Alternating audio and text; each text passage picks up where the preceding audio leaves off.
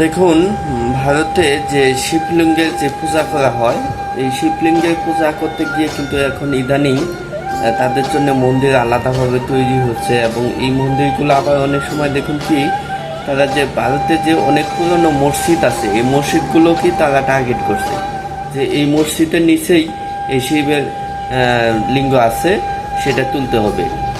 তো তুলে সেখানে আবার মন্দির বানাতে হবে বা সেখানে পূজা করতে হবে।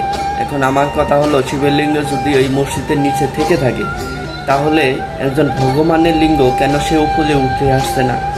কেন বা সে নিজে নিজেই সেখানে উঠে আসছে না? মানুষ যাতে প্রার্থনা করে, যাতে এই প্রার্থনাটা করাতে মানুষের সহজ হয়ে যায়, এই জিনিসটা ভগবান কেন বুঝতেছে না? এটা কেন মানুষকে এই মসজিদের নিচের থেকে তুলে উপরে আনতে হবে? ইতিপূর্বে আমি একটা ভিডিও করেছিলাম, আপনারা দেখছেন যে শিবের লিঙ্গ কীভাবে খসে পড়লো। এই বিষয়টা যদি বলি যে শিব যখন দিগম্বর হয়ে ঘুরতেছিল, এই সময় অনেক ঋষি ছিল। এই ঋষিদের স্ত্রীগণ সেই তার সামনে এসে বসে পড়ে এবং তার সেই লিঙ্গর দিকে তাকিয়ে থাকে।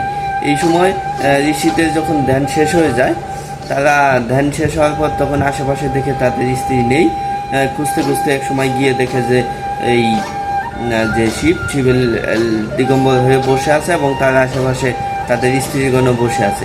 এই অবস্থা দেখে তারা ভাবলো হয়তো বা শিবের সাথে তাদের স্ত্রীগণ অন্য কিছু করেছে। এটা ভেবে এই ঋষিগণ কিন্তু এই শিবকে একটা দিয়েছিল, যেটাকে আমরা কুদুয়া বলি, একটা অভিশাপ দিয়েছিল।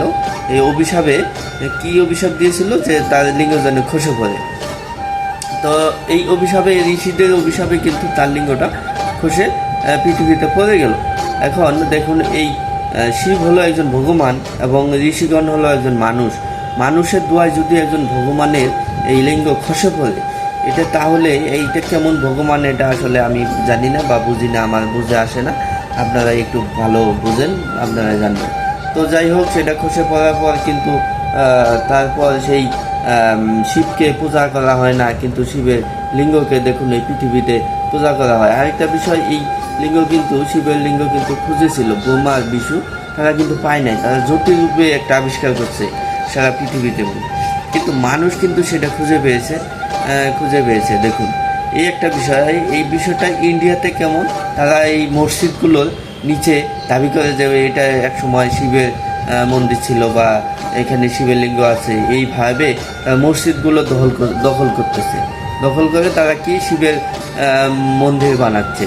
আচ্ছা, একটা শিবের মূর্তি বা শিবের লিঙ্গ যদি ওখানে একটা মসজিদের নিচে থেকেই থাকে, তাহলে আমরা দাবি করবো, আমরা যারা মুসলমান আছি দাবি করবো যে তুমি বাবা এই শিব বা শিবের লিঙ্গ তুমি উঠে এসে প্রমাণ দাও আসলে তুমি এই মসজিদের নিচে আসো কিনা।